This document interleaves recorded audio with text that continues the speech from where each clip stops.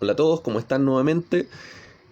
Vamos entonces ahora a la segunda parte con las dudas específicas de ustedes, las dudas que realizó el tercero medio B. Entonces vamos de inmediato con las preguntas. Partimos con Amelia Figueroa que pregunta, ¿el arte vanguardista era accesible o tenía cercana interacción con los sectores más bajos de la sociedad? A ver, el arte vanguardista de alguna manera termina cayendo en lo mismo que criticaba, porque muchas obras vanguardistas, por ejemplo, tenían referencias que eran muy rebuscadas o que requerían un cierto nivel de educación o un cierto nivel de intelectualidad. Por lo tanto, si bien, claro, algunas obras vanguardistas fueron un poco más accesibles, muchas caían también en una cierta instancia elitista, ¿ya? Una persona que era pobre o que no tenía educación, era difícil, por ejemplo, para ellos poder entender una obra vanguardista, ¿ya? Por ejemplo, no sé, habían algunas vanguardias como el cubismo o el surrealismo que hacían muchas referencias a elementos de la cultura tradicional, ¿ya? Por ejemplo, no sé, esta obra de que se llamaba la persistencia del tiempo, ¿ya? La obra de Dalí, la persistencia de la memoria, ya que esa imagen que mostré en la clase anterior, que era la de los relojes derritiéndose y todo eso, esa es una obra que tiene mucho que ver, por ejemplo, con el tema del surrealismo, ¿ya? Y el surrealismo hacía muchas referencias al psicoanálisis, en términos de la expresión del inconsciente, del mundo de los sueños. Entonces, una persona pobre, sin educación, si no entendía o no sabía lo que era el psicoanálisis, difícilmente iba a poder entender una obra como la de Dalí, por ejemplo, ¿ya?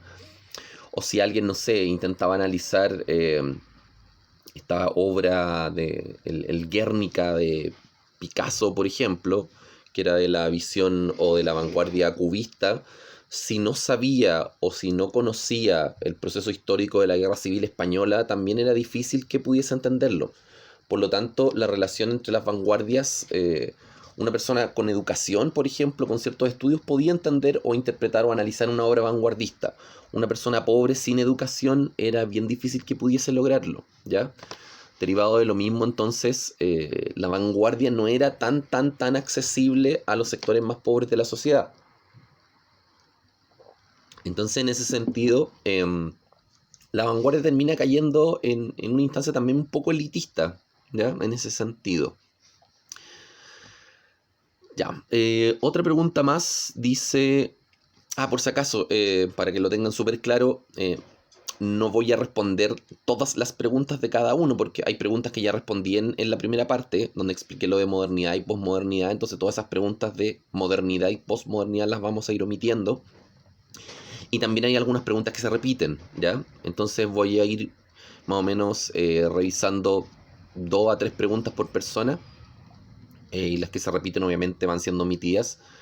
Y si no llegan a salir ustedes en la revisión es porque son parte o de las preguntas ya repetidas o porque ya se respondieron con la clase anterior. ¿Ya? Ya.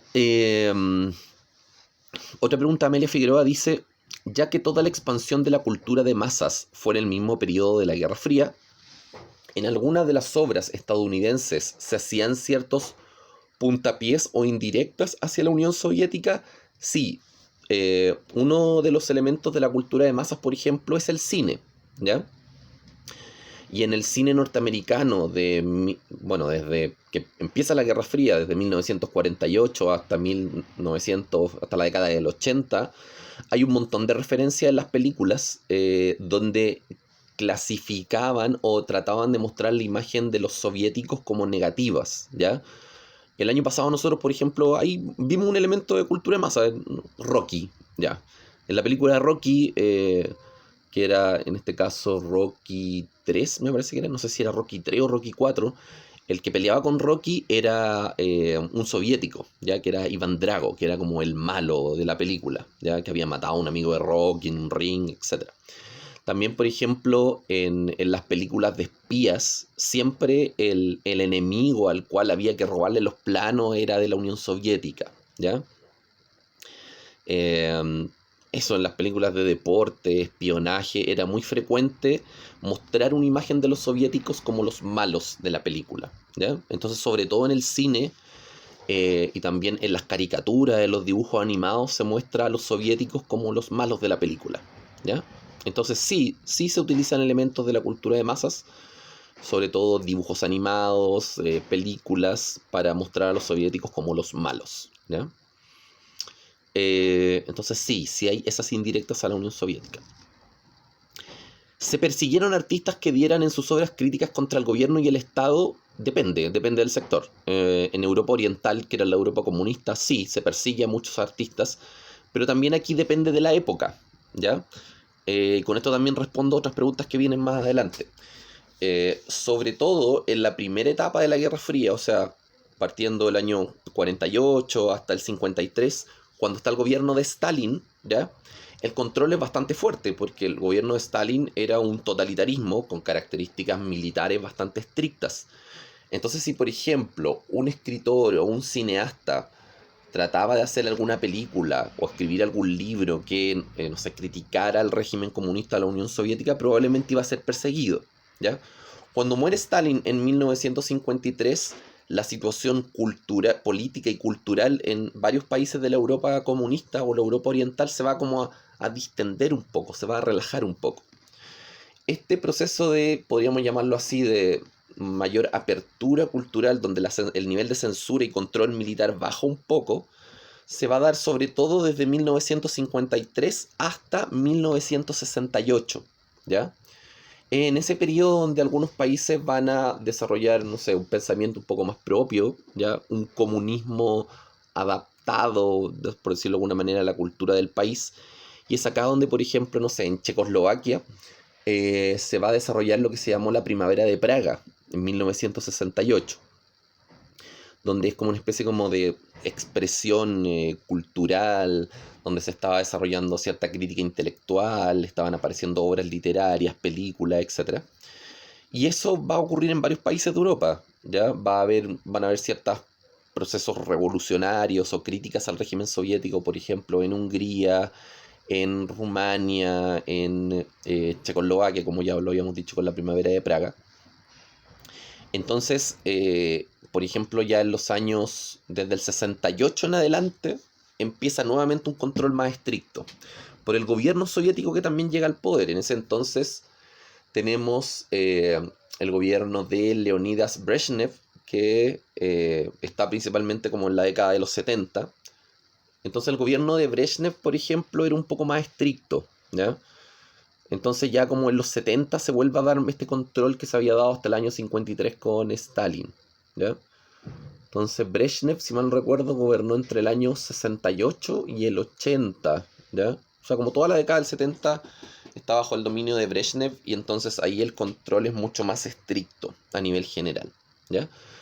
Claro, en Europa Occidental, en Estados Unidos, no había tanto control del gobierno en términos de las publicaciones, ¿ya? En América Latina dependía también de la época. Los países más influenciados por Estados Unidos, como Chile, por ejemplo, en un cierto contexto, eh, en Chile se establece una ley anticomunista que se promulgó en 1948, ¿ya? Entonces, por ejemplo, ahí, no sé, Pablo Neruda tuvo que irse exiliado del país porque estaba siendo perseguido. Entonces también dependía de cuál era el nivel de influencia de Estados Unidos. Mientras más influía Estados Unidos en algunos países, más se prohíbe el comunismo y también se prohíbe o se persigue a ciertas personas con ciertas líneas de pensamiento, ¿ya? Eh, ¿Qué más? Siguiendo, también otra pregunta, Amelia Figueroa dice, siguiendo la idea de la pregunta anterior, ¿artistas o escritores se escondieron detrás de seudónimos? Sí, era muy frecuente el uso de seudónimos, pero eso de alguna manera no les servía mucho para escapar de la justicia en caso de que los censuraran o los persiguieran. O sea, no es que por ponerse un seudónimo la gente iba a decir, oh, no sabemos quién es esta persona. No. Eh, pero claro, el uso de seudónimos en el arte era bastante frecuente hasta la década de los 70, del 80. La mayor parte de las... De hecho, Pablo Neruda no se llama Pablo Neruda, se llama Neftalí Reyes, ¿ya? Entonces, El uso de seudónimo era muy frecuente, pero eso no incide mayormente. Ya. Anaïs Jara pregunta, ¿qué es el estatus de Médicis? ¿Ya? Los Médicis fueron una familia del periodo del Renacimiento que eran benefactores o mecenas del arte en general. Entonces, un estatus de Médicis se refiere a ser un benefactor o un mecenas en términos del arte. Entonces aquí Hobsbawm está hablando en los años 50 en Estados Unidos.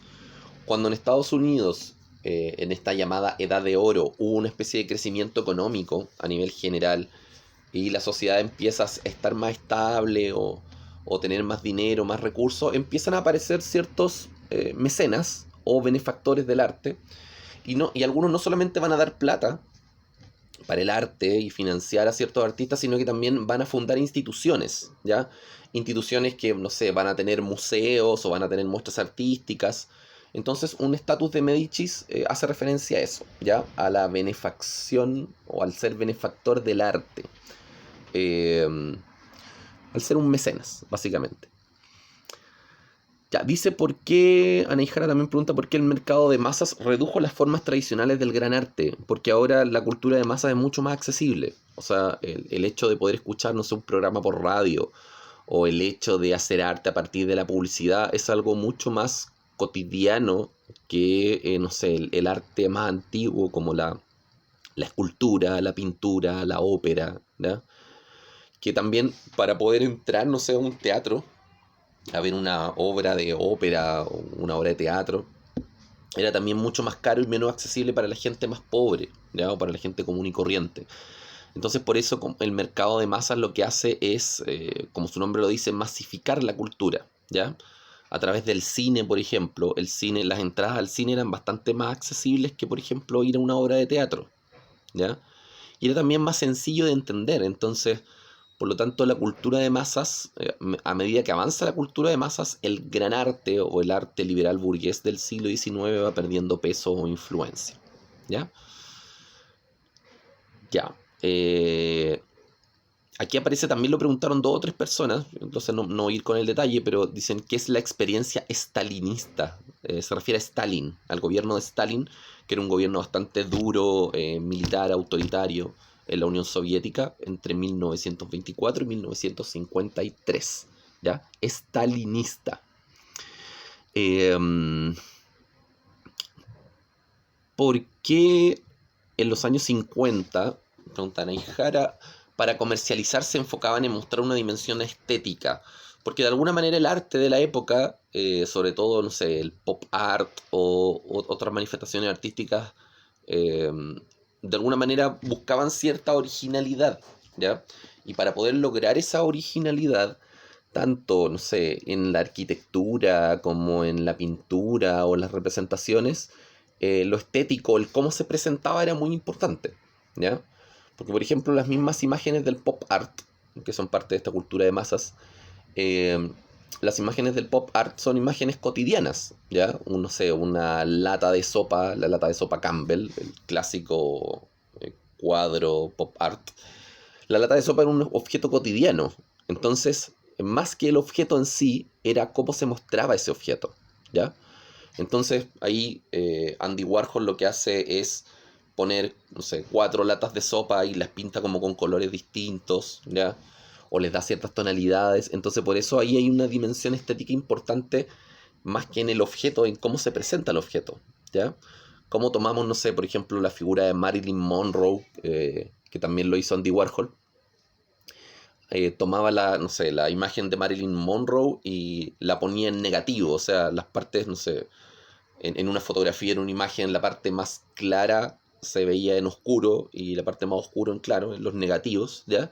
Y eso también lo representó como con distintos colores.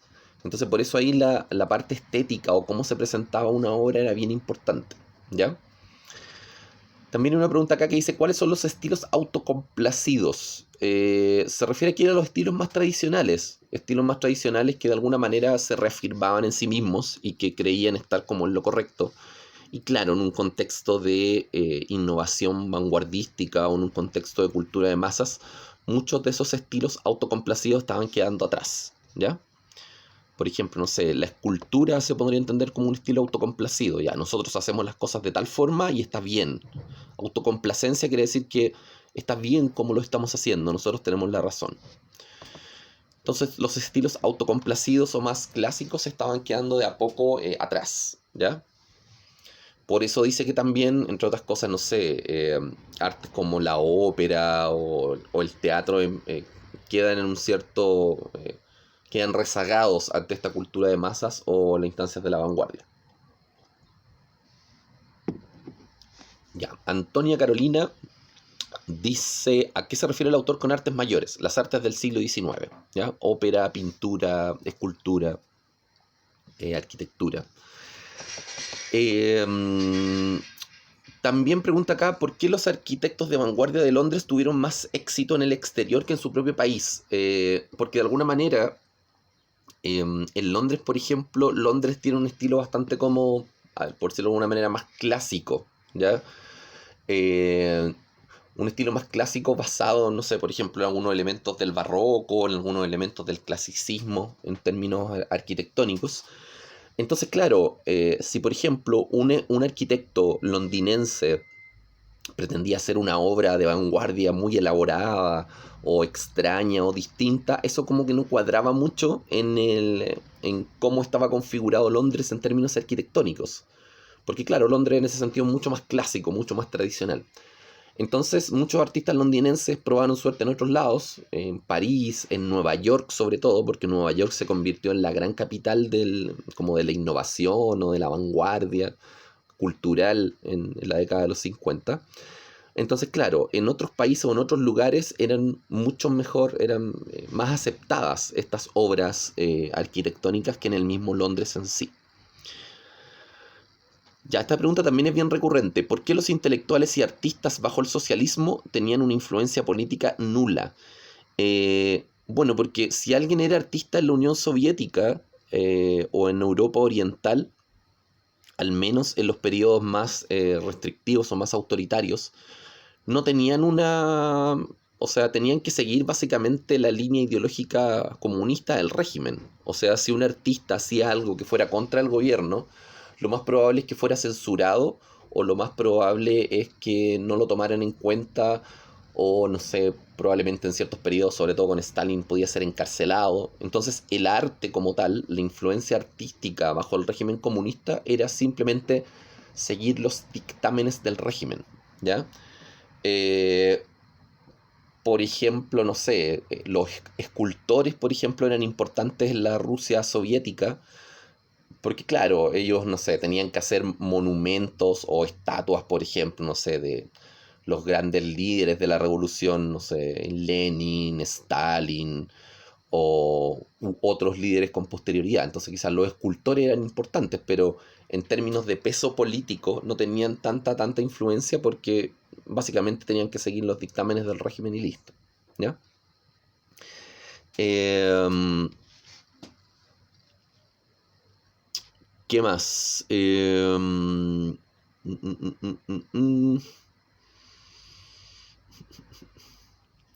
Ya, esta pregunta también se repite varias veces. ¿Por qué los novelistas, dramaturgos, músicos y poetas de la mayoría de los países desarrollados occidentales no tenían oportunidades políticas? Bueno, porque en general, claro, si bien estas personas, músicos, dramaturgos, poetas, tenían muchos conocimientos en general, en Occidente había un cierto grupo, no sé, habían ciertos grupos elitistas que muchas veces no les permitían el acceso porque muchos de estos personajes eran muy críticos en términos políticos, ya de la realidad de los años 30, 40, 50. Entonces, claro, solamente los más destacados escritores o profesores universitarios, por ejemplo, podían tener algún cargo de acceso, no sé, a ministro o para ser embajador, que no sé lo que pasa en el caso nuestro con Pablo Neruda, que termina siendo embajador de Chile, o un agregado cultural. Lo mismo pasa con Octavio Paz en México, por ejemplo, que también termina trabajando ahí para el gobierno mexicano. Pero son solamente algunas personas, así como las más destacadas a nivel de conocimiento. Claro, Pablo Neruda, obviamente por el hecho de, no sé, por el hecho de ser como un escritor muy reconocido, con muchas publicaciones.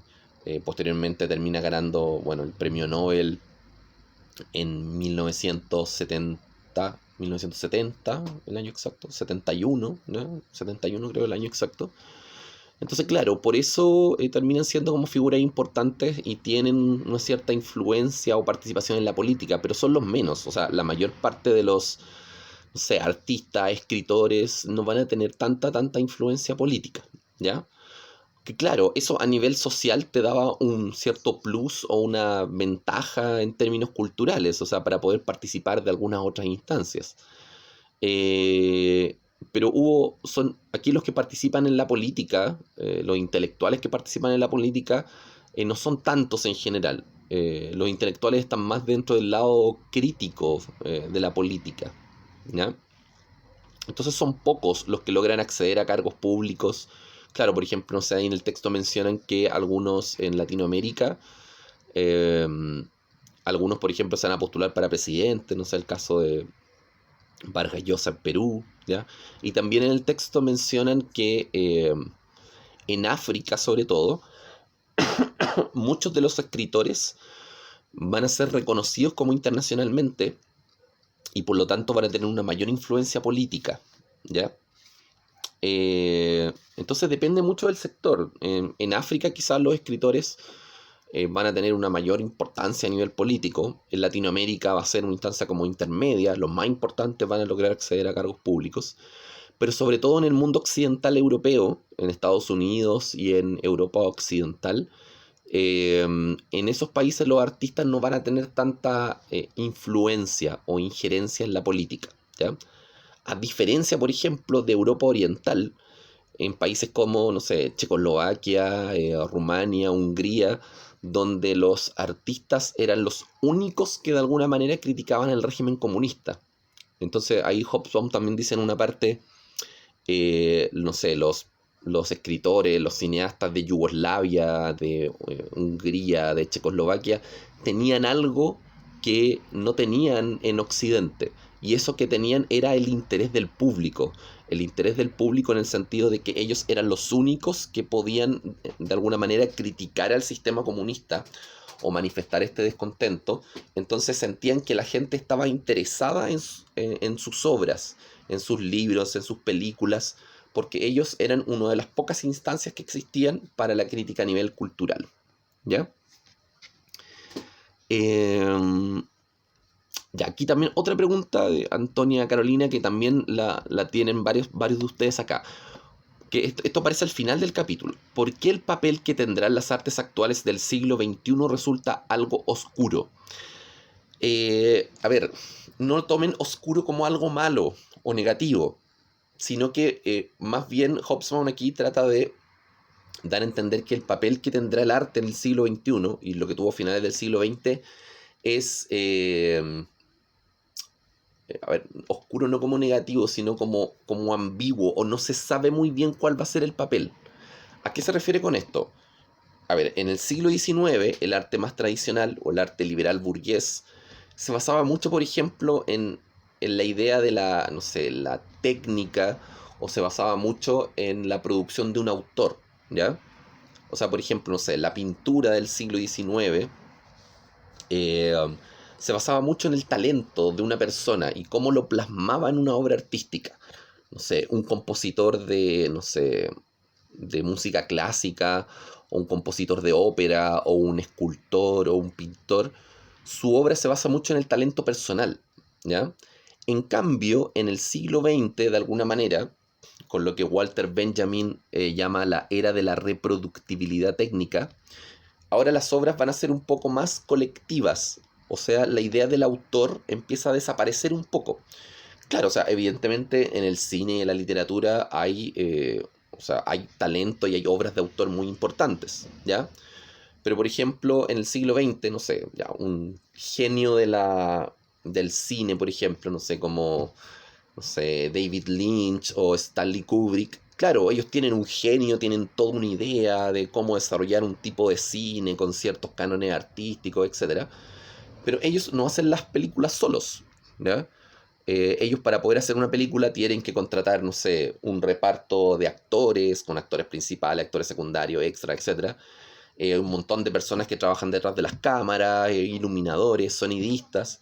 Entonces, claro, puede ser la obra de Kubrick, por ejemplo, o la obra de, no sé, David Lynch, o de, no sé, caricaturistas como, no sé, Stan Lee u otros, pero la idea del autor en el siglo XX empieza a ser un poquito como dejada de lado. Ahora las obras van a tener un poquito más de participación, por así llamarlo, colectiva, ¿ya?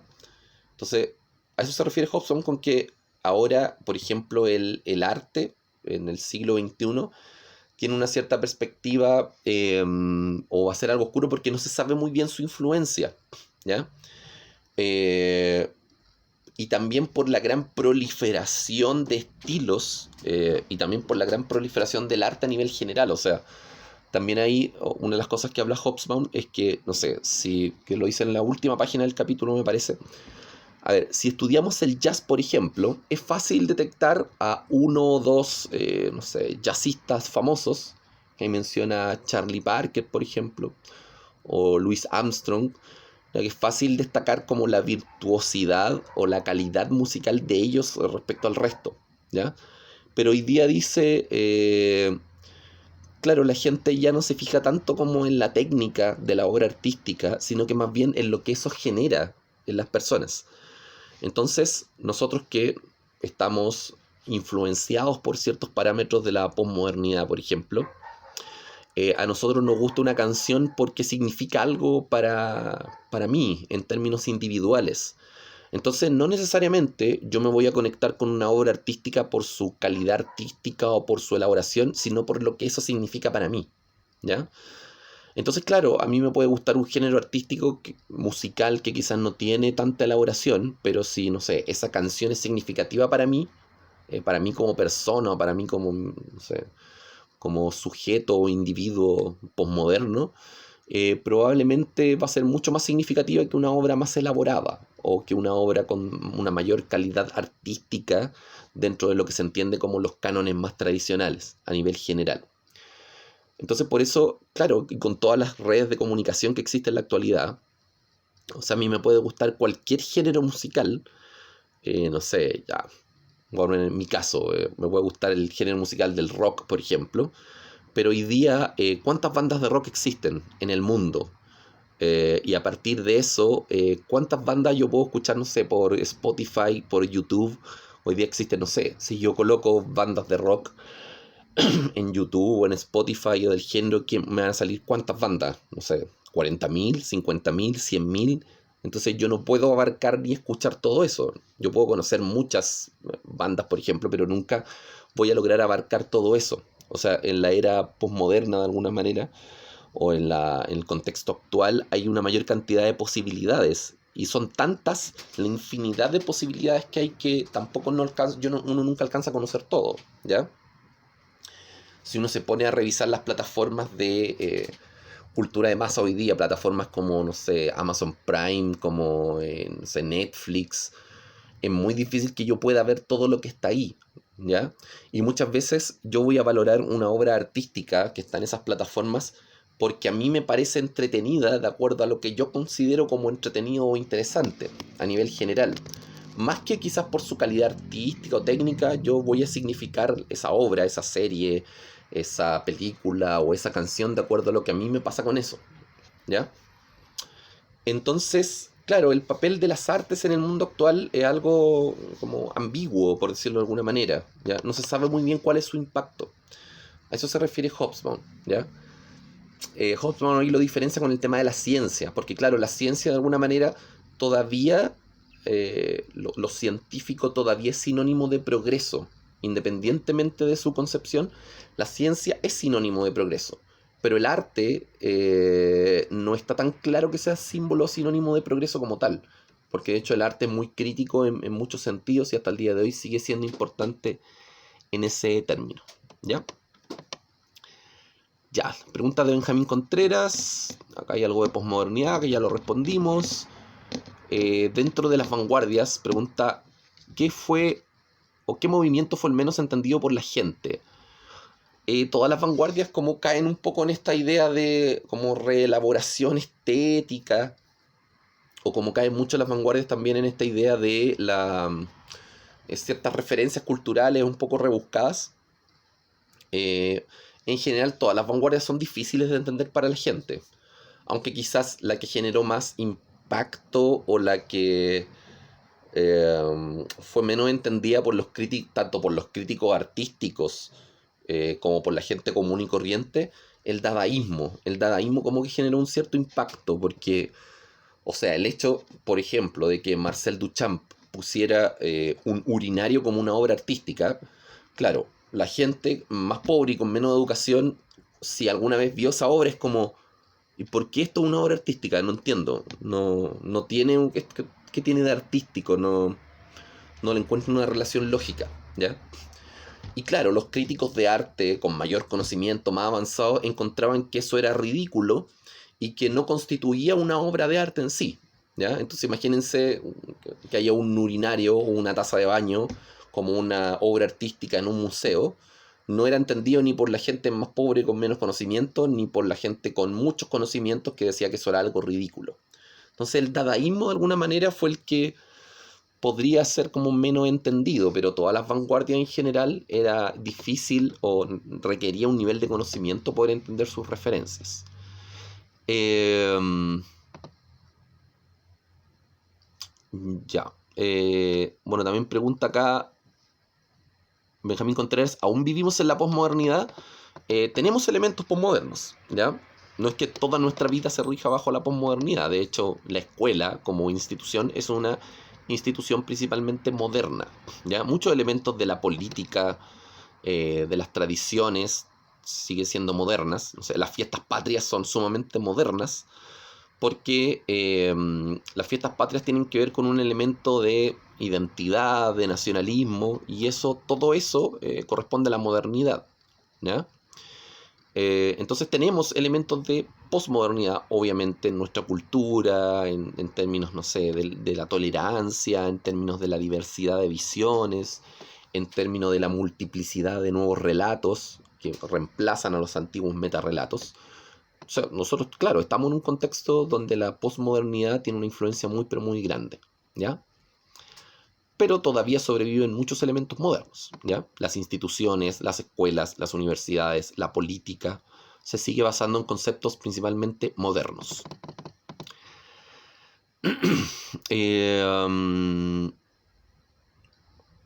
Ya, Benjamín Rivera pregunta... ¿Qué consecuencias generó el desarrollo tecnológico en las artes en los países como la Unión Soviética, China y Corea del Norte? Como ya dijimos, en los países de influencia comunista, el desarrollo artístico en verdad estuvo bastante controlado.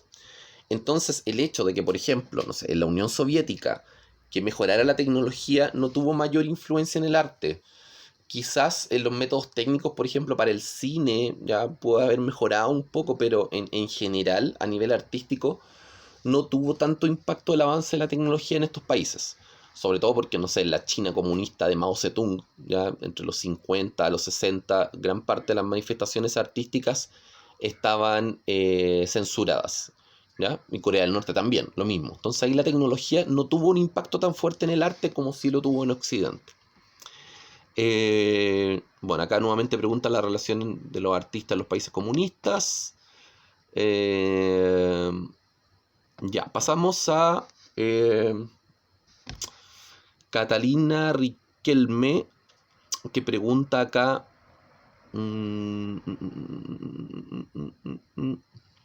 Ya, acá hay un concepto que no se había mencionado.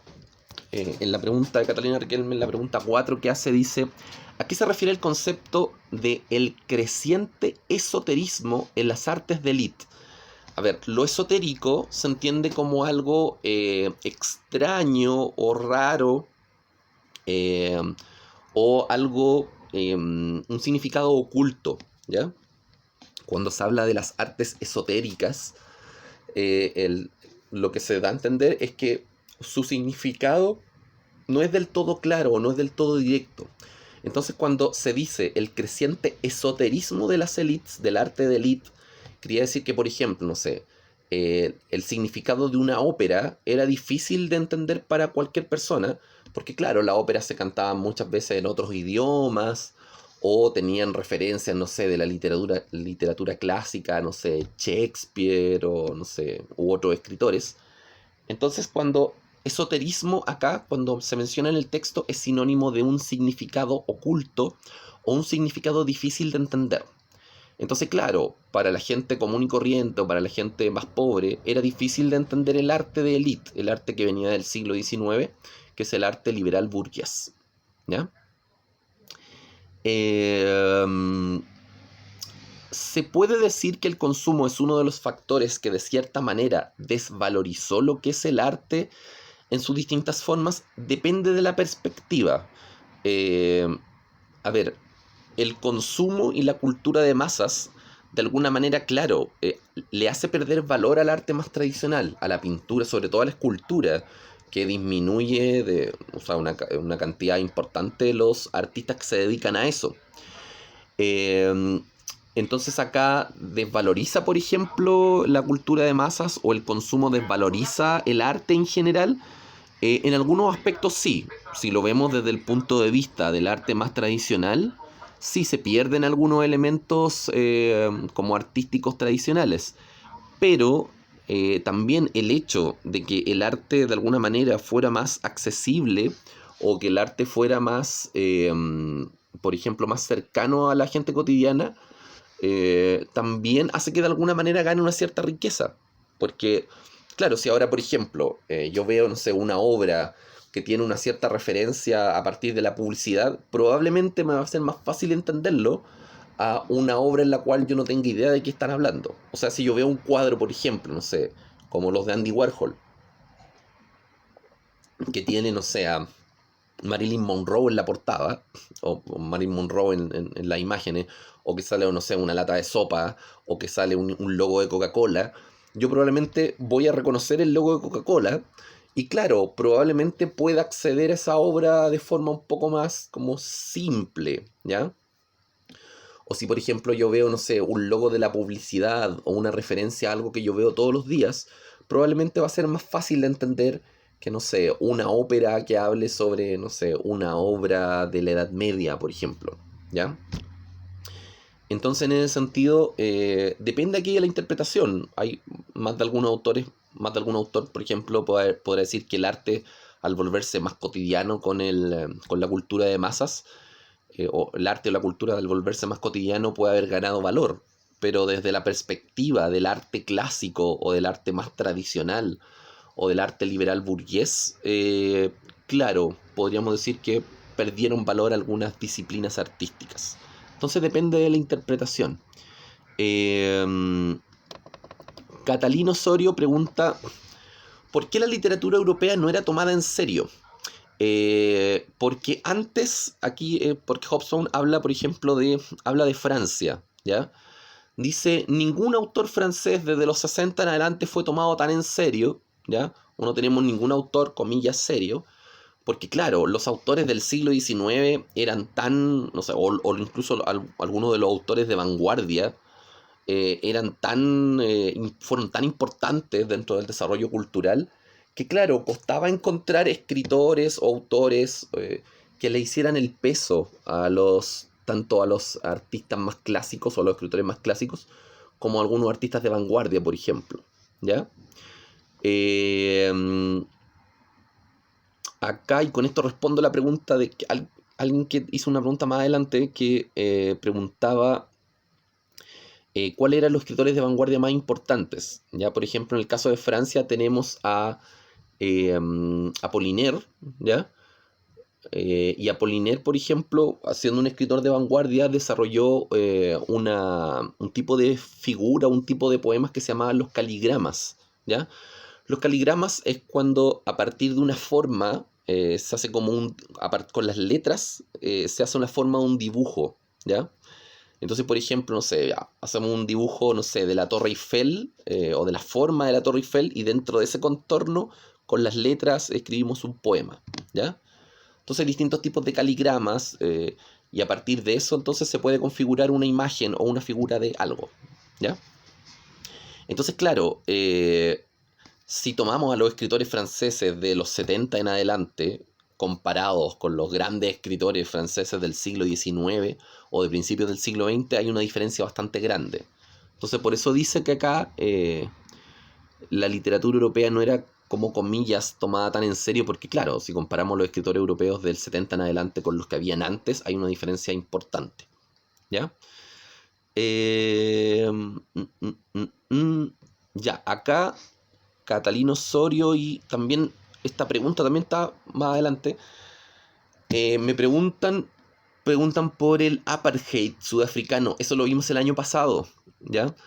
En Sudáfrica existió una política de discriminación racial que se llamaba apartheid, que los espacios públicos estaban separados para población europea o descendiente de europeos y población africana o de raza negra. Entonces había una discriminación en términos raciales. Y eso ocurría en la calle, en las escuelas, en los lugares públicos, en las plazas, en las playas, etc. Por lo tanto, el apartheid sudafricano es mencionado en el texto porque, claro, hubo muchos escritores en Sudáfrica que se rebelaron contra la idea del apartheid, ¿ya?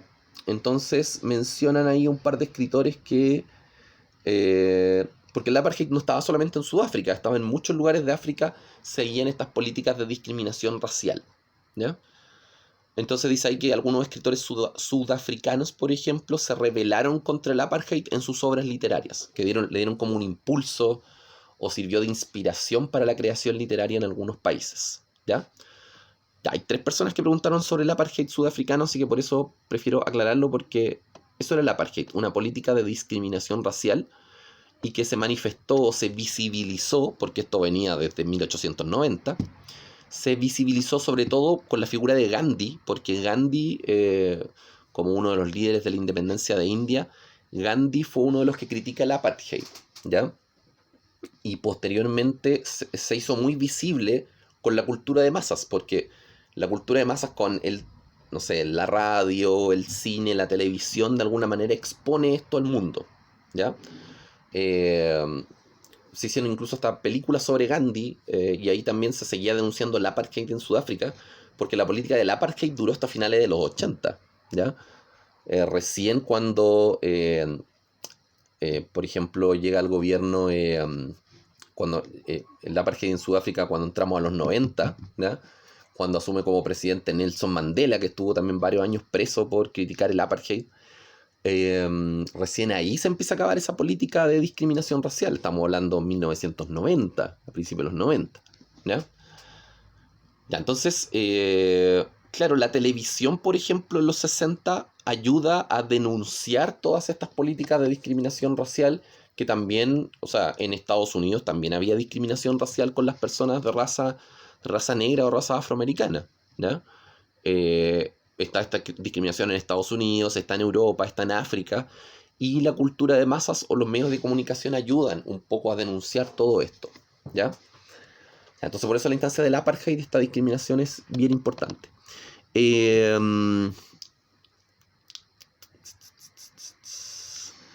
ya, aquí preguntan, ¿por qué Europa ya no era el centro del gran arte? ¿Ya? Esto es una buena pregunta porque ahora el centro del gran arte va a ser Nueva York. Claro, estamos hablando de los 50, post Segunda Guerra Mundial, y después de la Segunda Guerra Mundial, ¿qué ocurre? Todos los países nuevamente tienen que entrar en un proceso de reconstrucción. O sea, por ejemplo, no sé, Francia, Alemania, son países que van a, independientemente de si ganan o pierden, fueron países muy golpeados por la guerra. Entonces, imagínense, Francia pasa la Primera Guerra Mundial, todo un proceso de reconstrucción, después viene la crisis del 29, ¿ya? Toda la economía se va al suelo, después Segunda Guerra Mundial, otro proceso de reconstrucción. Entonces, sobre todo los países europeos, con 2 guerras mundiales a cuestas, ¿ya? Más las crisis económicas, fue mucho el dinero que tuvieron que usar para reconstruir. En cambio, Estados Unidos, aunque participa en las 2 guerras, la guerra no se libra en su territorio. Entonces, Estados Unidos, claro, tuvo que invertir recursos y gastar plata y mucho dinero, muchos dólares, en las guerras mundiales, pero su territorio no fue atacado ni destruido, a excepción de lo que pasa, por ejemplo, en el ataque aéreo de Pearl Harbor, ¿ya? Es el único ataque que tiene Estados Unidos en su suelo. En cambio, no sé, la mitad de las ciudades de Francia sufrieron con el fuego de los alemanes en las distintas guerras. Por lo tanto, en ese sentido, el daño en infraestructura que tiene Francia, Alemania, Italia, Inglaterra es mucho mayor que el que tiene Estados Unidos. Por eso, como en esos países el dinero se destina para reconstruir. En cambio, como Estados Unidos está un poco mejor, ellos pueden darse el lujo de destinar, por ejemplo, dinero para el arte, como se especifica en el capítulo. ¿Ya? Entonces, por eso ahora el centro neurálgico del arte va a ser Nueva York y no Europa como era anteriormente. Ya, aquí preguntas sobre las vanguardias, esto ya lo respondimos. La cultura de masas, el apartheid. Ya, esto el solo autor también lo respondimos. Ya, Emilia Moureira, ¿por qué la evolución de la radio produjo un gran impacto a nivel político? Porque aparece ahí en el texto que, por ejemplo, un discurso del mandatario de Francia, Charles de Gaulle, pudo ser escuchado por muchas personas distintas al mismo tiempo porque se transmitió por radio, ¿ya? ¿Qué tiene que ver que se transmitiera por radio? Que en los 60, por ejemplo, ya existen radios más pequeñas, radios portátiles, ¿ya? Lo que es como una radio, no sé, todos los aparatos tecnológicos que servían para hacer funcionar la radio, como los transistores, por ejemplo, cada vez los van reduciendo en tamaño. Entonces, antes, claro, las radios eran muebles grandes, como una especie como de, no sé, ropero o algo así, que estaba en las casas y que no se podía transportar. Cuando se generan transistores mucho más pequeños, la radio es portátil. Entonces, por ejemplo, no sé, si un líder político da un discurso, la gente podía estarlo escuchando ahí quizá en vivo y en directo, independientemente del lugar donde estaban, si estaban con una radio portátil, ¿ya? Entonces eso, por ejemplo, dice ahí que incide en Francia, porque muchos ciudadanos y muchos soldados estaban escuchando el discurso de Charles de Gaulle, un discurso de Charles de Gaulle en los 60, y pudieron actuar de manera más rápida una situación política como concreta, ¿ya? Entonces todo aquí, a partir de la radio, todo es mucho más inmediato, ¿ya? Si, por ejemplo, había una noticia, no sé, de cualquier cosa, supongamos, de, no sé, una guerra en algún lado, alguna batalla, o informar sobre la muerte de alguna persona o algo así, con la radio todo era mucho más inmediato. Sobre todo con las radios portátiles que se empiezan a desarrollar en la década de los 50 y de los 60 con el avance de la tecnología. ¿Qué más? Que aquí pregunta Emilia Moureira y también otros más preguntan qué es el realismo socialista. Esto lo vimos el año pasado, es el concepto de socialismo real, ¿ya? Que es el socialismo que se aplica en la Unión Soviética entre el contexto de la Guerra Fría, entre 1948 y 1991, ¿ya? Nosotros dijimos el año pasado, para ir retomando esos conceptos, que Estados Unidos no era un estado no era un país completamente capitalista. El sistema capitalista norteamericano tenía características keynesianas, ¿ya?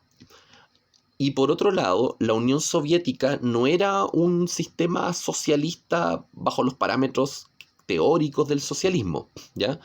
¿Qué implica un Estado socialista? Implica, por ejemplo, no sé, la dictadura del proletariado, implica el gobierno, no sé, de sectores más pobres, o un ataque a la burguesía, etc. Muchas cosas de esas no se dan en la Unión Soviética, o no se logran originar. Por lo tanto, el socialismo real, que aquí 3 personas lo preguntaron, el socialismo real es lo que se puede aplicar del socialismo en la Unión Soviética entre los 50 y los 90. ¿Ya? Eso es el socialismo real o realismo socialista. Que es básicamente se sintetiza en la idea de un gobierno autoritario o dictatorial, ¿ya? O que controla la vida pública. Ya aquí hay preguntas sobre el cine en regímenes comunistas, ya lo explicamos.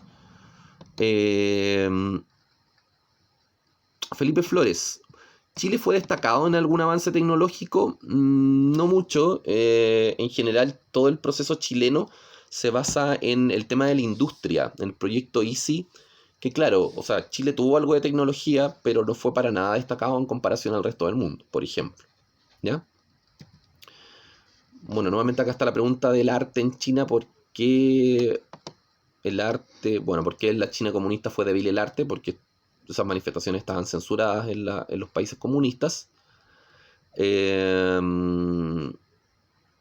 el movimiento beatnik se llevó a cabo en Chile.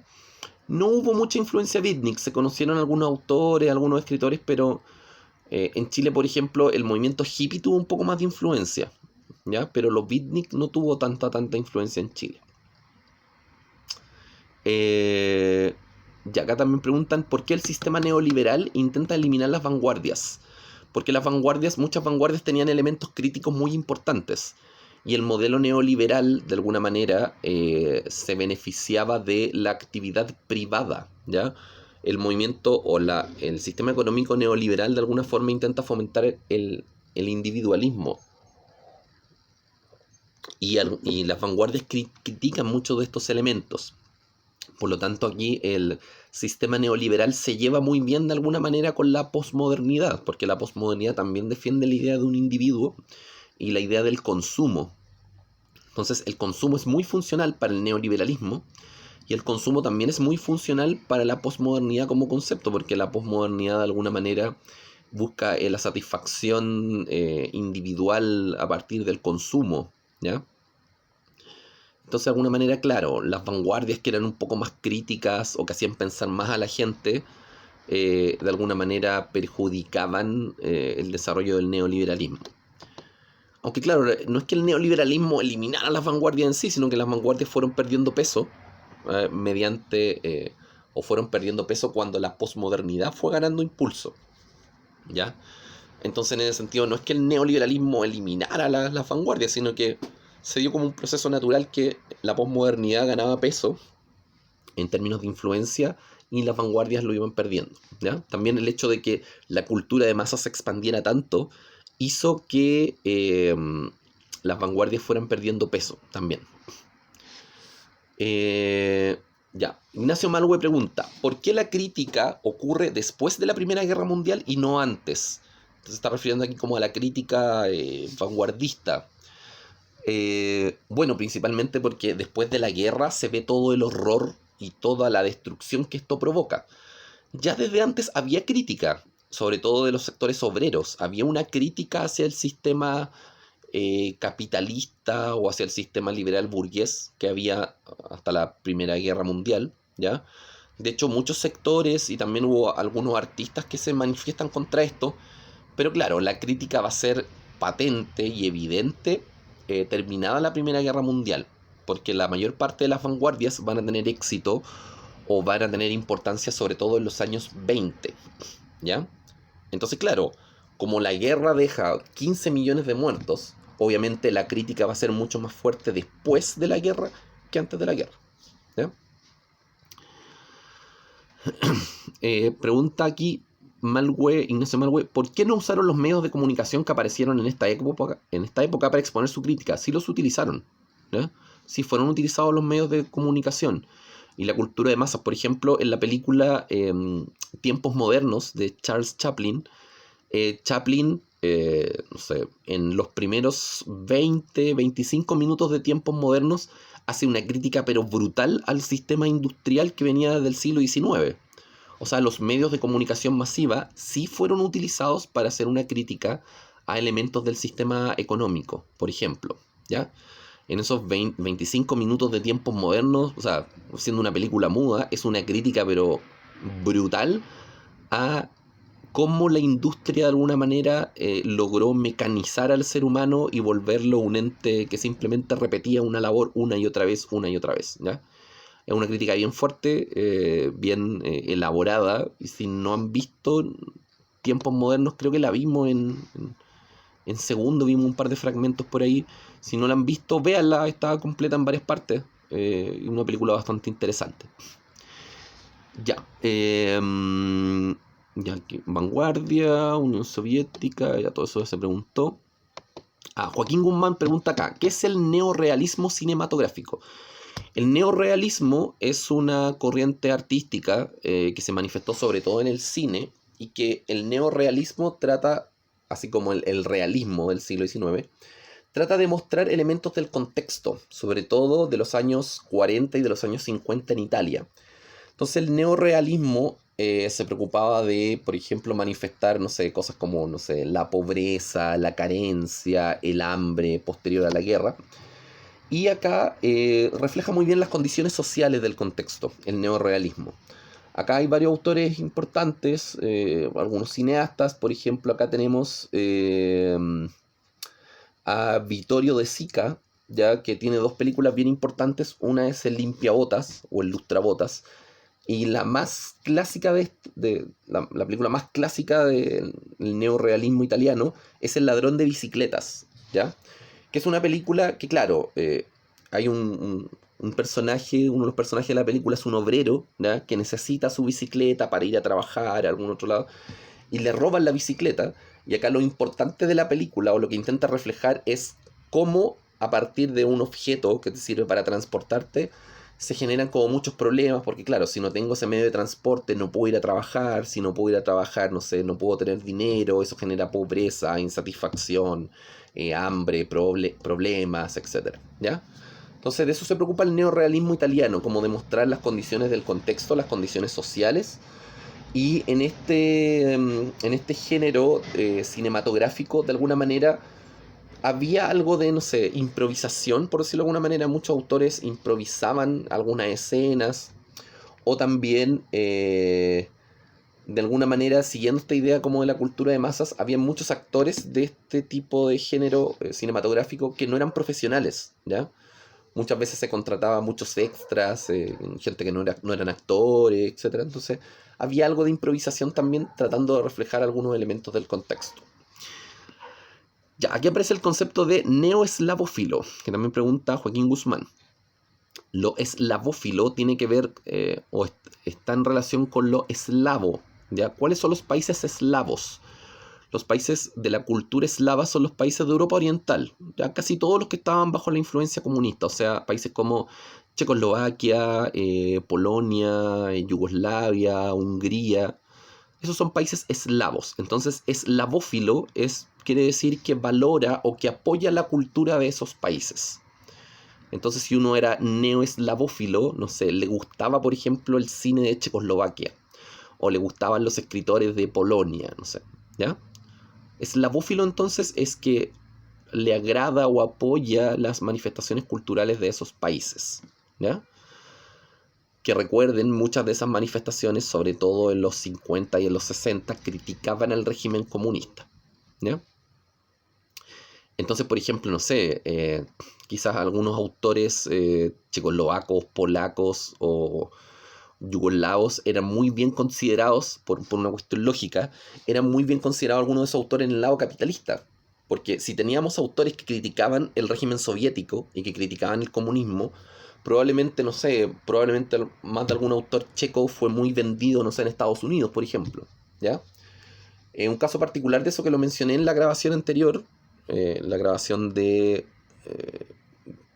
que hice sobre la muerte de las vanguardias, fue, por ejemplo, Richard Kapuczynski. ¿Ya? Kapuczynski, por ejemplo, se convirtió, un escritor polaco, un periodista, se convirtió en uno de los principales opositores al régimen soviético, y en sus libros él describe cómo era la vida en la Unión Soviética y en muchos lugares de la Europa comunista, y derivado de eso entonces Kapuczynski va a ser muy valorado en Occidente, ¿ya?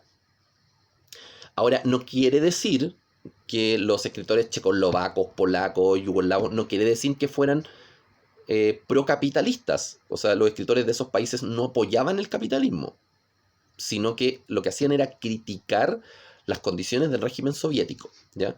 Porque por criticar a un lado no necesariamente uno va a estar del lado contrario, ¿ya? Entonces, a eso se refiere con eslavófilo, ¿ya?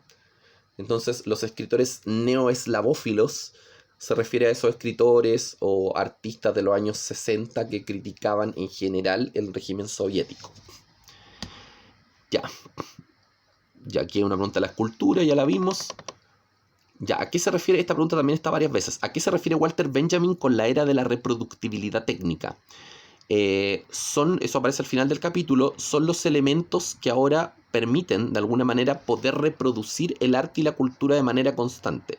Si yo tengo, por ejemplo, una película de lo que sea, ¿ya? Yo la película la puedo reproducir cuantas veces yo quiera. Si quiero se la puedo prestar a un amigo, no sé, en un DVD, en un Blu-ray. Entonces, si antes yo quería ver una obra, por ejemplo, no sé, una pintura, ¿ya? Si yo quería ver una pintura X, mi única opción era ir al museo, pagar una entrada y ver la pintura. En cambio ahora, esa misma pintura, yo, por ejemplo, la puedo ver en una imagen por internet o puedo ver una fotografía de la pintura, ¿ya? Entonces, hoy día el arte se puede reproducir y se puede conocer de distintas formas, ¿ya? El hecho de que hayan aparecido los elementos de cultura de masas me permite a mí tener una obra artística en distintos formatos. O sea, si yo tengo, no sé, una película, no sé, Star Wars, por ejemplo, yo Star Wars la puedo ver en la tele, o puedo tener, no sé, el DVD en mi casa, o puedo tener el Blu-ray, entonces puedo reproducir la obra cuantas veces yo quiera. A eso se refiere Walter Benjamin con la era de la reproductibilidad técnica. Ahora el arte se puede reproducir cuantas veces nosotros queramos. Ya yo lo puedo observar, lo puedo analizar y no es necesario ir a un lugar específico a ver esa obra artística como pasaba en el siglo XIX. Si yo en el siglo XIX quería ver una obra de teatro, mi única opción era ir al teatro a ver la obra, ¿ya? Y no había ninguna otra forma de conocerlo. En cambio ahora, no sé, la obra puede estar transcrita a los textos, o de esa obra de teatro se puede hacer una película, o alguien puede narrarla, no sé, en un cuento, en un podcast, en lo que sea. Entonces, obviamente hoy día el arte, desde la cultura de masas, es mucho más reproducible que lo que ocurría hace, no sé, 100 años atrás, o más, 120, 130 años atrás en el siglo XIX. ¿Ya? Ya. Eh,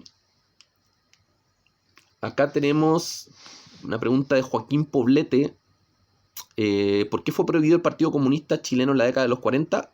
Principalmente por la Guerra Fría, ya por la influencia norteamericana, eso es materia del año pasado. Ya, aquí una pregunta sobre la influencia de los hippies, los beatniks y los movimientos estudiantiles, eso también es materia del año pasado, en contexto de los 60. Todos esos movimientos eran anticapitalistas.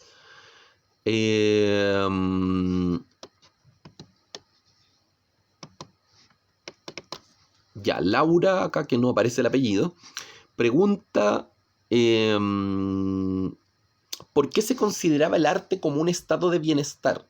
A ver, cuando Hobsbawm habla del estado de bienestar, se refiere a las condiciones sociales que se desarrollaron en el modelo keynesiano, ¿ya? O sea, el estado de bienestar se desarrolló en Estados Unidos y en Europa más o menos desde la década de 1930 hasta finales de la década del 70. Entonces, claro, no es que el arte fuera un estado de bienestar, sino que el estado de bienestar como sistema económico que protegía la educación, la salud, la vivienda, etcétera, dio pie a que el arte se pudiera desarrollar de mejor forma. Claro, porque, por ejemplo, si yo soy un artista y el Estado a mí me cubre la educación y me cubre la salud, yo voy a tener mejores condiciones sociales, ¿ya?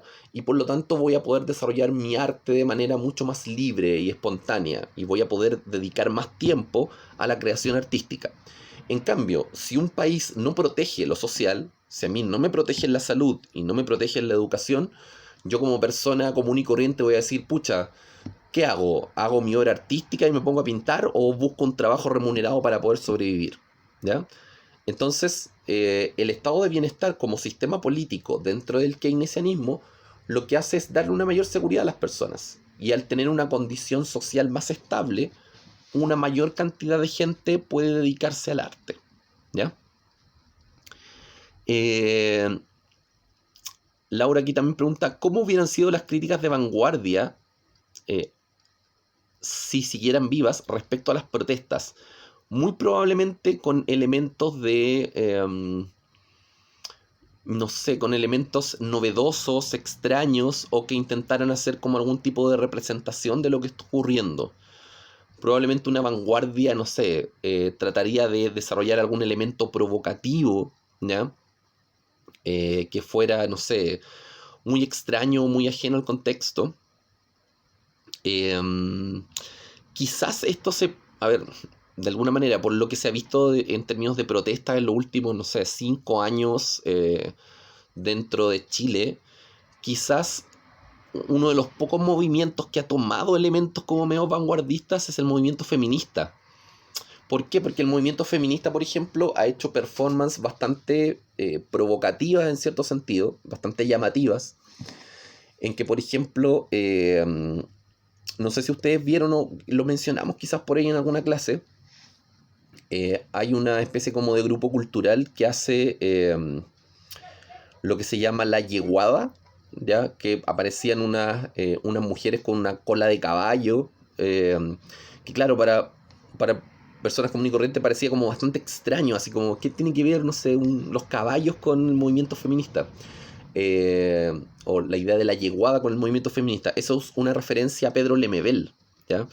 Que el escritor chileno Pedro Lemebel, él desarrolló un movimiento, no sé, una especie como de performance artística o vanguardia en los 80, que se llamó Las Yeguas del Apocalipsis. Entonces el movimiento feminista, por ejemplo, ha rescatado algunos elementos del Lemebel y lo ha tratado de desarrollar como en términos artísticos, ¿ya? Entonces, por ejemplo,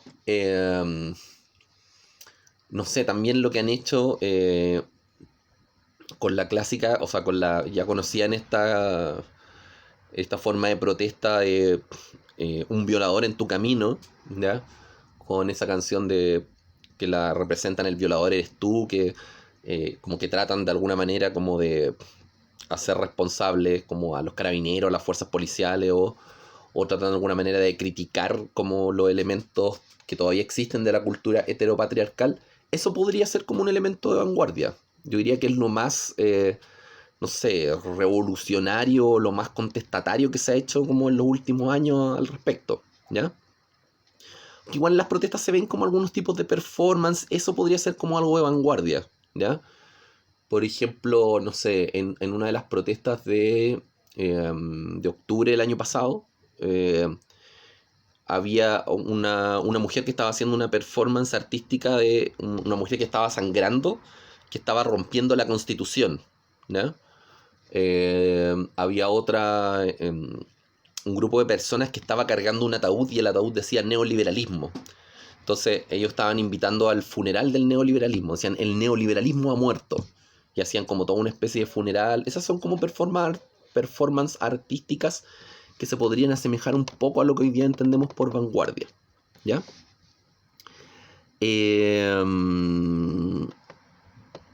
Ya, Laura también pregunta.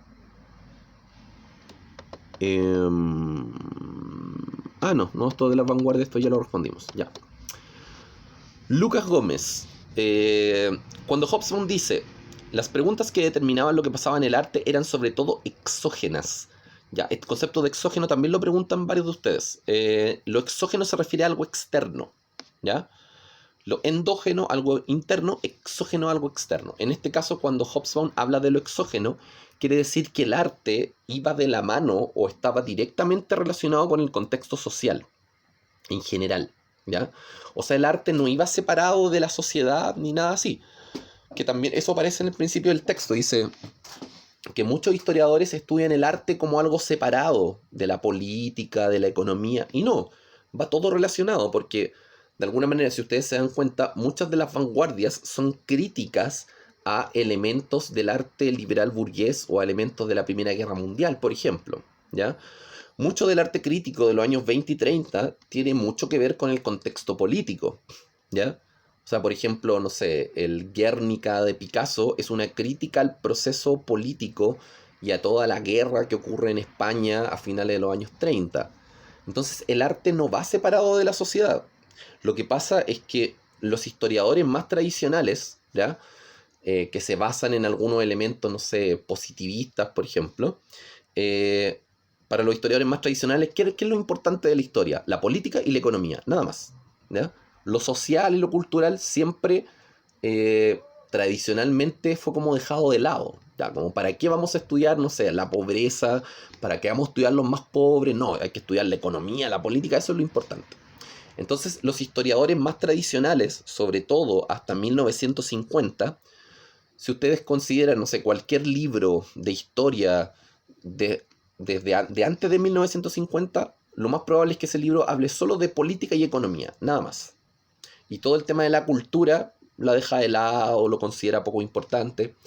En cambio, Hobsbawm trata de hacer de alguna manera un rescate de eso y dice, muchos historiadores dicen que o estudian el arte como algo aparte. Y no, es algo que va directamente relacionado con todo lo que ocurre a nivel político, a nivel social, y ahí con lo que ustedes leyeron y con lo que hemos explicado se puede entender que efectivamente es así, que el arte va de la mano con el resto de los procesos políticos y sociales, ¿ya? Entonces, ya aquí cuando Hobsbawm dice que el arte estaba determinado por fuerzas exógenas, quiere decir que los factores sociales, políticos, económicos, culturales, todos se inciden en el arte. Y después el arte puede, no sé, manifestar esos elementos o hacerle una crítica a esos elementos, pero el arte está en una relación directa con lo social, con lo político y con lo económico. Ya que es más o menos lo mismo que está en la segunda pregunta de Lucas Gómez. Ya, esto también lo respondimos, lo del tema de los mecenas, lo de que las artes pueden ser oscuras también. Ya, la tecnología, si bien la tecnología, dice acá, ayudó con las vanguardias, estas de alguna manera produjo la muerte de las vanguardias. A ver, no es que las vanguardias murieran por la cultura de masas, pero sí perdieron un poco de importancia, ¿ya? Además que la mayor parte de las vanguardias más importantes se desarrollaron primero en la década de 1920, criticando muchos elementos de la Primera Guerra Mundial. Y también el otro movimiento vanguardista fuerte, por ejemplo en el caso de Latinoamérica, se dio en los 60, ¿ya? Entonces, al expandirse la cultura de masas, las vanguardias de a poco van decayendo, ¿ya? O sea, influye influye la cultura de masas, en la expansión de la cultura de masas, en el decaimiento de las vanguardias, sí, influye. Pero no es que provoque su muerte absoluta. De hecho, muchos artistas de vanguardia lograron difundir sus obras precisamente a partir de la cultura de masas. Ya que hay preguntas sobre las vanguardias, esto ya lo respondimos. Porque eso también lo respondimos. El centro del gran arte, porque Europa deja de ser el centro del gran arte también. Que tiene también eso. Ya, ¿por qué la cultura se comienza a basar ¿por qué la cultura se comenzó a basar en la industria del entretenimiento de masas? Porque, pregunta Maital Serraca, porque era una forma más accesible, una forma mucho más accesible de poder ingresar a una instancia como de conocimiento, ¿ya? Por ejemplo, había mucha gente que nunca había ido al colegio, no sabía leer, no sabía escribir, pero podían ir a ver una película, podían pagar una entrada y ver una película en el cine. Entonces las instancias del entretenimiento o cultura de masas al ser mucho más accesibles, se terminan masificando mucho más. Entonces, no solamente es mucho más fácil para acceder, sino que también es más rápido. O sea, yo en vez de, por ejemplo, leerme, no sé, un libro de... No sé, ya, en vez de leer el libro de Romeo y Julieta, el libro de Shakespeare, no sé, que me puedo demorar, no sé, 10 horas en leerme ese libro completo, ¿ya? Puedo ver la película de Romeo y Julieta y en 1 hora y media yo voy a saber más o menos de qué se trata la historia, ¿ya? Además que, por ejemplo, muchas series de televisión, muchas películas, hacen referencia a algunos elementos de la cultura popular. Por ejemplo, si ustedes, no sé, veían El Chavo del Ocho, ¿ya? O El Chapulín Colorado, es muy probable que en El Chavo del Ocho haya alguna referencia, no sé, alguna obra literaria o algo así, ¿ya? Por ejemplo, ya que cité a Romeo y Julieta, en El Chapulín Colorado, si ustedes vieron El Chapulín Colorado cuando chico, había una parodia de Romeo y Julieta que se llamaba Juleo y Rumieta. Entonces, por ejemplo, a partir de eso, o sea, una persona podía no tener idea de Shakespeare, pero si vio el Chapulín Colorado en los 60 o en los 70, o incluso posteriormente, va a saber de qué se trata Romeo y Julieta así como a nivel general, ¿ya? Entonces, en los dibujos animados, que son un elemento de la cultura de masas, hay muchas referencias a elementos de la cultura popular en sí, ¿ya? Probablemente, a ver, ninguno de ustedes, por ejemplo, estoy segurísimo que ninguno de ustedes, no sé, ha leído el libro de Drácula, por ejemplo. O quizás muy pocos lo han leído. Pero sí saben de qué se trata Drácula, o sí saben de qué se trata Frankenstein, por ejemplo, a partir, muy probablemente a partir de los dibujos animados, a partir de las referencias en películas. Ustedes saben eso. O no sé, Robin Hood, ya que son elementos como de la cultura popular que son mucho más accesibles, ¿ya? A partir de los medios de comunicación de masas. Entonces, porque es algo más accesible, más fácil, más rápido, más instantáneo, la gente puede conocer mejor esos elementos. Ya. Martín Rojas pregunta por qué en Latinoamérica la filosofía no fue la crítica social más fuerte. Porque de alguna manera Europa tuvo toda una tradición filosófica, ¿ya? Que venía, no sé, incluso desde la Grecia clásica. En la Edad Media se sigue escribiendo filosofía. En cambio en Latinoamérica no. Como nosotros éramos colonia española y portuguesa, acá el pensamiento propio que se empieza a dar en América Latina recién es post-independencia, ¿ya? Y muchos de estos ensayos, muchos de esta crítica de pensamiento latinoamericano se va a empezar a dar sobre todo desde sectores intelectuales que se dedican mucho a la literatura, ¿ya? O sea, por ejemplo, no sé, a ver, una de las primeras obras, no sé, que de alguna manera, por ejemplo, en el caso chileno, los primeros autores que empiezan a desarrollar un pensamiento, podríamos decirlo así, más propio, latinoamericano, chileno o algo así, eh, para el caso nuestro sería la generación literaria de 1842, donde estaba José Victorino Lastarria, donde estaba Francisco Bilbao, Santiago Arcos. Entonces nuestra crítica o nuestro pensamiento original latinoamericano se dio generalmente más desde el campo de la literatura, más que desde el campo de la filosofía, ¿ya? Hay filosofía latinoamericana, existe, en el siglo XX se desarrolla, pero si lo comparamos con el volumen de la filosofía europea, o sea, estamos a años luz en esos términos, ¿ya? Acá tenemos filosofía, pero nuestra filosofía, ¿cuánto tendrá la filosofía latinoamericana? ¿100 años, con suerte? En cambio, en Europa, o sea, tiene una tradición de siglos y siglos y siglos. Ya.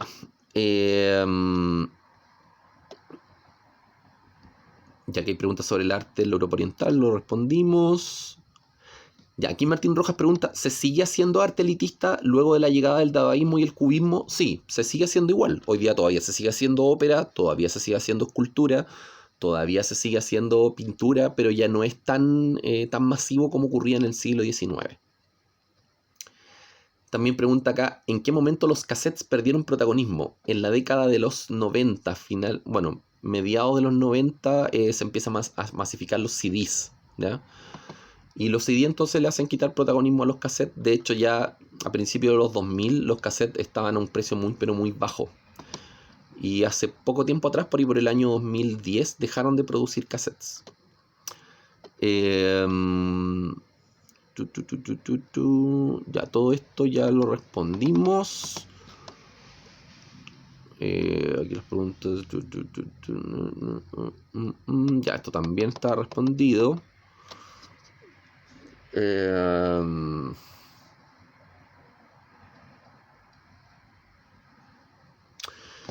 Matías Opaso pregunta, ¿qué críticas sociales fueron creadas por el pop art? El pop art en general es una crítica al consumo a nivel general, ¿ya?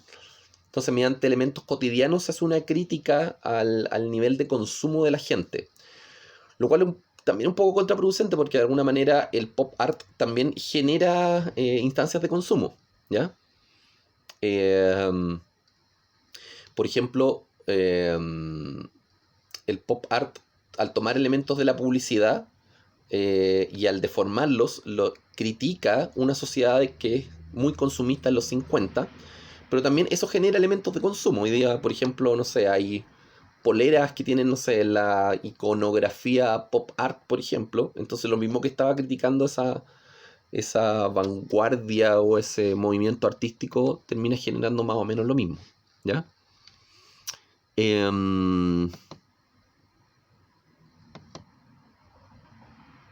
¿Qué movimientos vanguardistas criticaron al capitalismo del siglo XXI? Por ejemplo, el movimiento hippie, el movimiento beatnik, que se puede entender como ciertas vanguardias en los 60 critican al sistema capitalista. Y acá hay una pregunta, Matías Rodríguez, que dice: ¿a qué hace referencia la pintura de Dalí, La resistencia de la memoria? De alguna manera, todo lo que tiene que ver con Dalí, La resistencia de la memoria, está muy relacionado con el tema del surrealismo, ¿ya? Y el surrealismo tomaba algunos elementos del psicoanálisis y era como, de alguna manera, explicar la relatividad del tiempo. El tiempo para todas las personas no transcurre de la misma manera. Hay eventos que son más significativos para uno como persona y ese evento puede haber pasado hace 20 años o 30 años y para mí va a seguir siendo algo sumamente importante porque el tiempo, de acuerdo a mi percepción, es algo relativo, ¿ya? O sea, alguien puede haber tenido alguna instancia importante de su vida a los 5, 6 o 7 años, ¿ya? Pero si es algo importante va a seguir estando presente o permanente en la memoria. Bueno, acá también se puede interpretar de cierta manera como que, si lo llevamos a nivel social, los países que tienen una determinada memoria histórica también toman medidas a partir de eso. Por ejemplo, en Alemania está absolutamente prohibido hacer algún tipo de gesto o símbolo nazi porque esos países tuvieron una memoria histórica que sufrió mucho con el régimen nazi y a partir de la cual murieron muchas personas. Entonces, por ejemplo, países que sufrieron determinados tipos de dictaduras, obviamente, al tener esa memoria histórica mucho más fresca y mucho más patente, logran de alguna manera ser más conscientes de esos elementos, ¿ya? Entonces, por eso la memoria persiste o resiste a partir de esas circunstancias, ¿ya?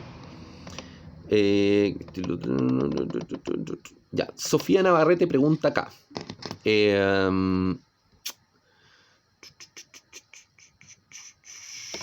Dice: ¿a qué se refiere Hobsbawm cuando hubo un desplazamiento geográfico de los centros tradicionales? Bueno, lo que dijimos, que pasa de Europa a Nueva York, ahora el centro principal del arte. Y aquí también pregunta Sofía Navarrete: ¿qué significa gigantismo pomposo? O sea, como hacer obras muy grandes, muy grandilocuentes, de un gran tamaño. A eso se refiere con gigantismo pomposo. Y el gigantismo pomposo estaba muy presente sobre todo en los gobiernos dictatoriales, ¿ya? Por ejemplo, en el caso de Hitler en Alemania o en el caso de Mussolini en Italia, ellos trataban de hacer grandes obras, grandes construcciones para que la gente de alguna manera dijera o viera que ese sistema era estable, que ese sistema era poderoso, que tenía un gran poder económico. Entonces, ese gigantismo pomposo, no solamente a nivel de construcciones, sino que a nivel de esculturas, por ejemplo, también era muy grandilocuente o pomposo, ¿ya? Pomposo como lujoso, atrayente. Por ejemplo, en la Unión Soviética habían varias estatuas, por ejemplo, de Lenin, de Stalin, y no eran estatuas como las que nosotros vemos en las plazas, como un busto, no, sino que era una estatua gigante así de 2 metros, y con eso de alguna manera también era una forma de ratificar la importancia o la potencia del régimen político comunista en ese contexto, ¿ya? Ya, pregunta acá neoslavófilo, eso lo vimos. Y aquí Sofía Navarrete también pregunta: ¿a qué se refiere la frase "la Unión Soviética siguió culturalmente yerma"? Ya, yerma es algo que... Yermo es como marchito o como que no produce, ¿ya? Algo yermo es algo que... por ejemplo, una tierra yerma es una tierra en la cual no florece nada. Entonces, claro, el arte no... O sea, es poco fructífero en la Unión Soviética. La cultura es yerma porque no hay tanta producción cultural ni de literatura, ni de arte, ni de cine, ni de ninguna cosa, producto del control del régimen soviético.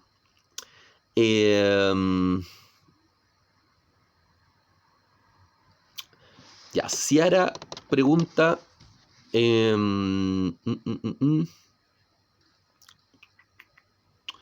¿se podría decir que todo el problema de las vanguardias fue influenciado o, si bien tiene relación con algún problema previo, ya sea político, económico, social a nivel mundial?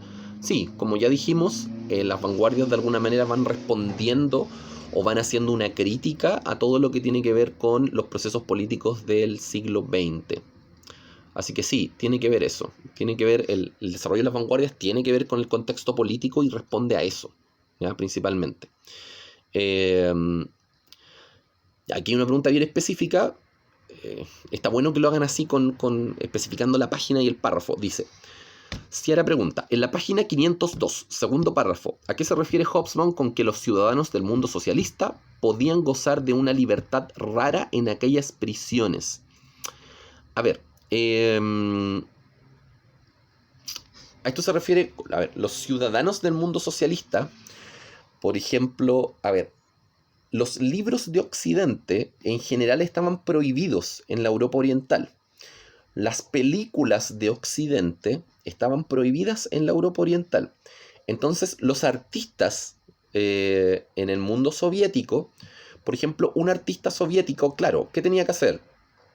Apoyar al régimen, glorificar al régimen y tratar de entender qué cosas podían ser peligrosas para el régimen. Entonces, por ejemplo, a un artista soviético le decían, ya, a ver usted, no sé, artista X, usted se va a leer todos estos libros que vienen de Occidente y nos va a decir cuál de todos estos libros es más peligroso para nuestro régimen político. Entonces, un artista soviético, por ejemplo, ya, no sé, se leía, no sé, 10 libros de Occidente y decía, ya, mire, de estos 10 libros, estos 8 tienen que estar prohibidos porque son peligrosos para nuestra idea política, ¿ya? Entonces, algunos artistas en el mundo soviético, en la Rusia comunista, algunos de estos artistas entonces van a tener acceso a elementos de Occidente, pero para ver si son peligrosos o no. Por eso dice acá que los ciudadanos del mundo socialista podían gozar de una libertad rara en aquellas prisiones. Cuando dice acá ciudadanos se refiere a los artistas, ¿ya? Algunos artistas o algunos intelectuales tenían un poco más de libertad y podían conocer algunos elementos más de Occidente que una persona común y corriente, por ejemplo, ¿ya? Entonces, cuando aquí habla de ciudadanos se refiere a algunos artistas del mundo comunista o del mundo de Europa oriental.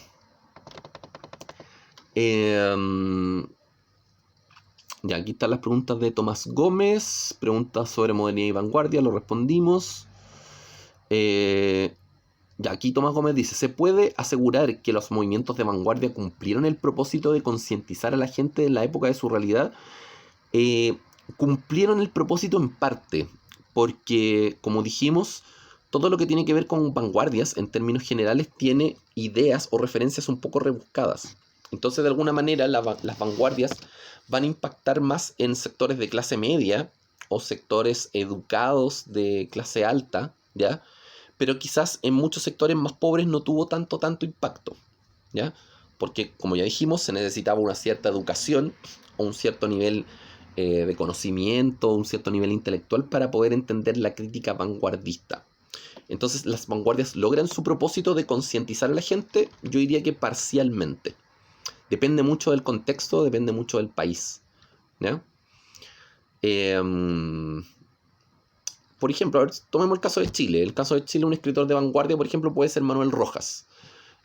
Bueno, la gente que sabía algo de literatura y que sabía algo de anarquismo, por ejemplo, que es una de las partes de la tendencia política de Manuel Rojas, la gente que manejaba esos elementos podía entender la crítica vanguardista de Manuel Rojas. Los que no entendían mucho, ¿ya? Entonces depende mucho del nivel de educación que tuviera la persona. Y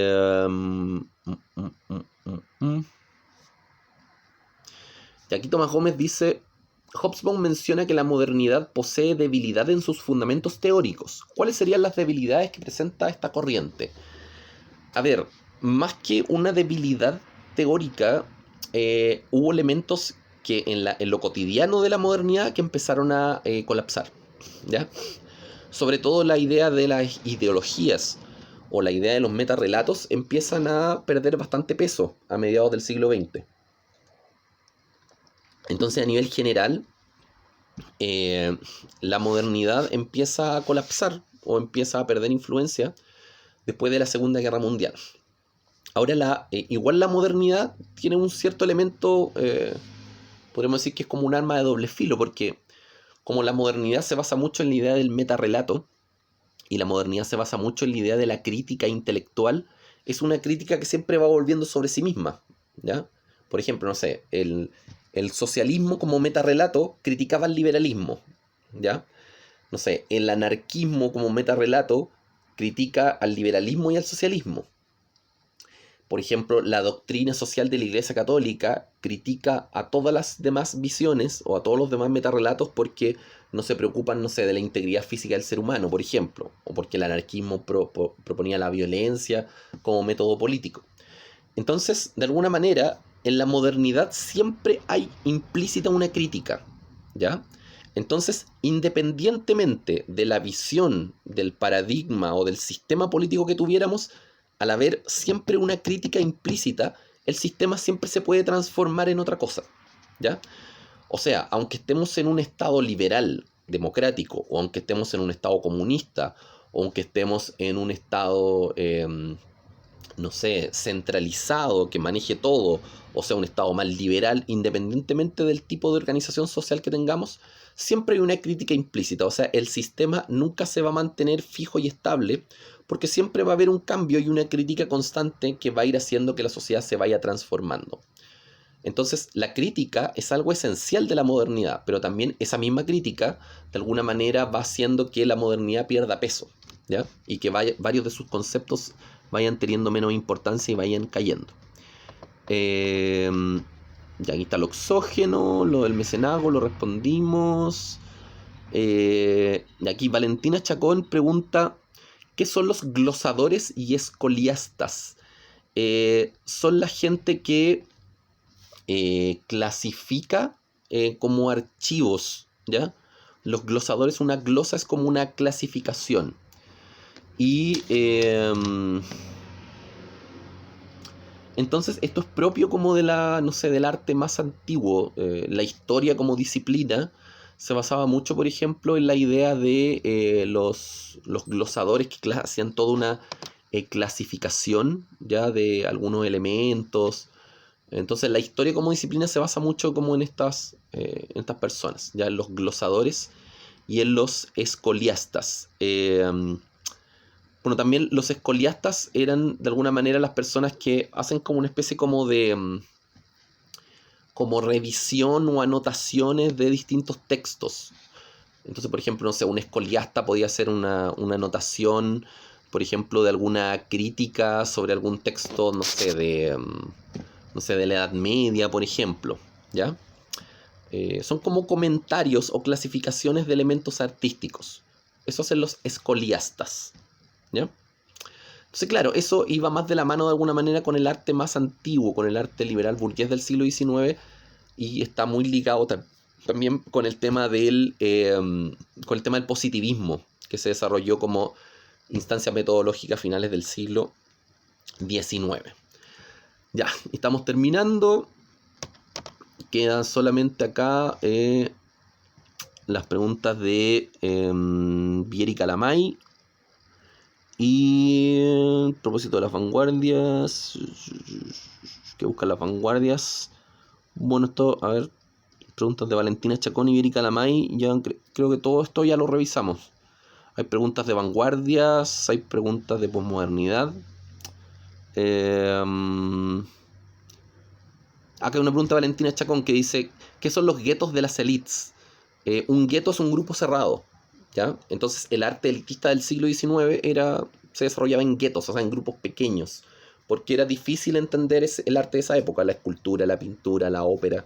Era un grupo pequeño de personas, por ejemplo, que podía pagar una entrada para ir al teatro. Entonces siempre el arte elitista del siglo XIX, la escultura, la ópera, la pintura, se entendían como guetos. Ya, aquí con la última pregunta terminamos. Vieri Calamay pregunta, ¿cuál fue el principal propósito de las vanguardias literarias en América Latina? Como dijimos anteriormente, nuestra crítica intelectual o nuestra manera de desarrollar un cierto pensamiento propio fue a partir de las vanguardias, y a partir de las vanguardias literarias sobre todo. Entonces, en el caso de Latinoamérica, uno de los escritores de vanguardia más importantes latinoamericanos, por ejemplo, en el caso de Argentina fue Jorge Luis Borges, ya con su libro, varios libros, El Aleph, varios cuentos de Borges. Borges, por ejemplo, lo que desarrolla en su literatura es al ser un escritor de vanguardia, toma muchos elementos, por ejemplo, de la cultura tradicional. Estamos hablando de la cultura, toma muchos mitos griegos, nombres de dioses, nombres de artistas. De hecho, si alguien alguna vez lee a Borges, muy probablemente tenga que leerlo con un diccionario al lado o con Google al lado para poder entender todas las referencias que tiene Borges. Borges es complicado de leer en general, no una lectura rápida ni nada así, porque toma artistas de referencia, escritores de la Edad Media, escritores griegos, pensadores, no sé, del mundo romano, un montón de referencias. Entonces, en ese sentido, la literatura de Borges es bastante elaborada, ¿ya? Tiene muchas metáforas con elementos como de cultura tradicional, entonces en ese sentido es como complicado de leer un poco, ¿ya? Eh, entonces, ¿qué buscaba, por ejemplo, no sé, Borges en Argentina o Octavio Paz en México o Pablo Neruda en Chile u otros escritores? Buscaban de alguna manera revolucionar el arte, buscaban cuestionar ciertos elementos del sistema político de la época, mediados del siglo XX, ¿ya? Buscaban también de alguna manera rescatar algunos elementos de la identidad latinoamericana, que es lo que hace, por ejemplo, Octavio Paz con su libro El laberinto de la soledad, que intenta explicar un poco la identidad de cómo son los mexicanos. Pablo Neruda, por ejemplo, con su libro Canto General, en Canto General va describiendo varios procesos políticos, por ejemplo. En Canto General describe lo que pasa con los incas, hay poemas sobre los incas, hay poemas sobre, por ejemplo, campesinos de Venezuela, hay poemas sobre la independencia de Argentina, de Perú, de Uruguay, hay muchos poemas, por ejemplo, sobre movimientos indígenas, hay poemas sobre el líder indígena Tupac Amaru, también en la obra de Pablo Neruda en Canto General, por ejemplo, ahí también se toma hay una parte que se llama Alturas de Machu Picchu, que después toman los jaivas y la musicalizan. Entonces Pablo Neruda, Octavio Paz, de alguna manera, dentro de la vanguardia literaria latinoamericana, intentan también construir o explicar elementos de identidad latinoamericana, ¿ya? Dan distintas explicaciones, que nuestro proceso ha sido como fue interrumpido por los europeos, tenemos algo indígena, algo mestizo, tratan ahí de elaborar una explicación respecto a la identidad latinoamericana. Entonces, según la pregunta de Vieri, ¿cuál fue el principal propósito de las vanguardias literarias en América Latina? Bueno, desarrollar un pensamiento propio, uno. Segundo, criticar muchos elementos europeos o criticar muchos elementos, no sé, del colonialismo europeo, criticar elementos, por ejemplo, de la conquista española, ¿ya? Criticar también cómo se ha ido dejando de lado a la población indígena, y también tratan de dar una explicación de cómo se conformó nuestra identidad, ¿ya? El libro de Octavio Paz, El laberinto de la soledad, trabaja muy bien eso en un capítulo que se llama Los hijos de la Malinche, que intenta explicar el carácter mestizo de la población mexicana, que eso de alguna manera se puede extrapolar a toda Latinoamérica. O sea, en Latinoamérica somos principalmente mestizos, ¿ya? Y Pablo Neruda en el Canto General, entonces, con todos estos poemas de, no sé, de los indígenas, de la independencia latinoamericana, de los procesos obreros del siglo XIX, de los procesos políticos del siglo XX, etcétera, etcétera, Pablo Neruda de alguna manera trata de mostrar que no hay tantas diferencias entre los procesos argentinos, chilenos, brasileños, peruanos, bolivianos, etcétera, y trata de mostrar de alguna manera que tenemos una cierta identidad latinoamericana porque tenemos procesos similares, ¿ya? Eso más o menos buscan las vanguardias, criticar, buscar identidad, tratar de explicar nuestros orígenes, etcétera, etcétera. Ya, con esto terminamos las preguntas del tercero medio B. Disculpen, el video se alargó mucho más de lo que tenía presupuestado, pero traté de considerar todas las preguntas más importantes que tenían y por eso, lamentablemente, la clase ahí se alargó un poco más de lo que tenía presupuestado. ¿Ya? Que estén muy bien, cuídense, que les vaya bien y nos vemos en una próxima oportunidad. Espero haber respondido a todas sus dudas, que estén muy bien en sus casas, cuídense mucho. Nos vemos. Chau, chau.